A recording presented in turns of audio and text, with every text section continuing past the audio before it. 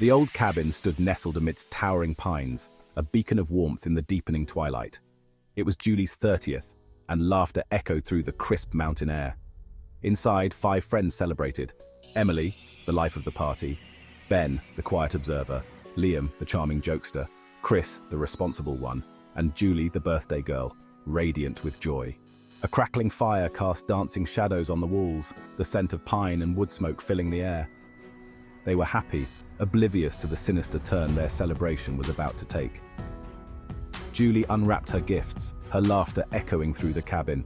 A hand-knitted scarf from Emily, a vintage record player from Ben, each gift a testament to their bond.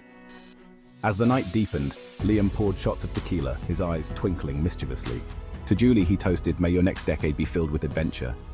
They clinked glasses, their faces flushed with merriment, the potent tequila warming their throats. The cake sat untouched on the table, its creamy frosting gleaming under the soft glow of fairy lights.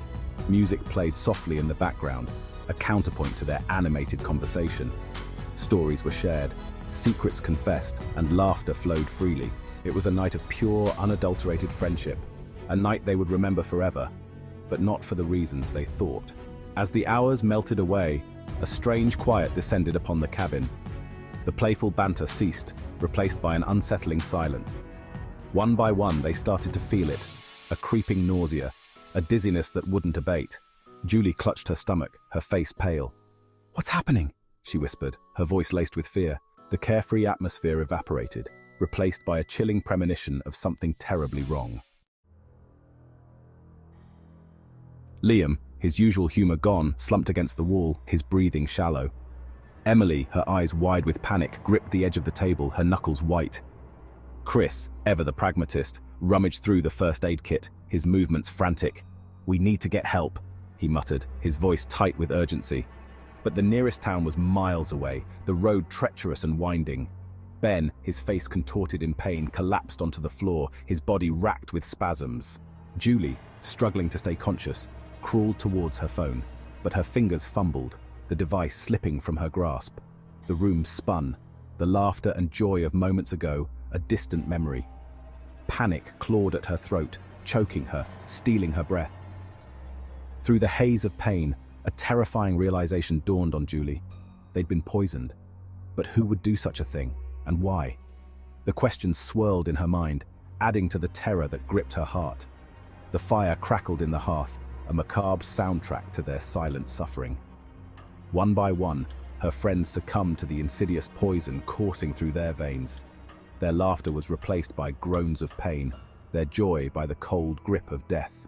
Julie, her vision blurring, watched in horror as life drained from their eyes.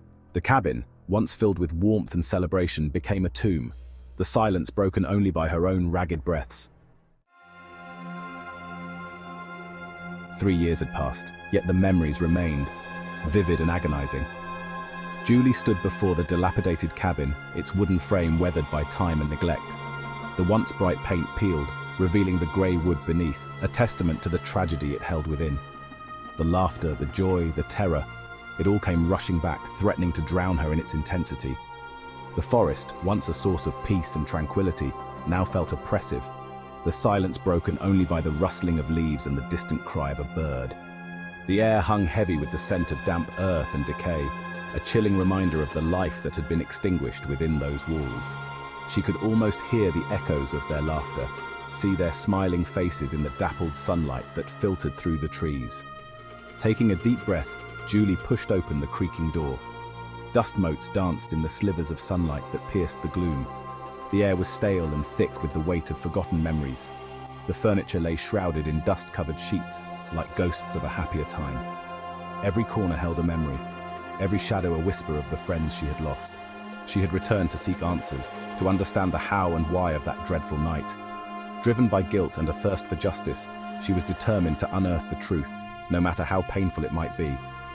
The silence of the cabin pressed in on her, amplifying the sound of her own heartbeat. The past may be buried, but it was far from gone.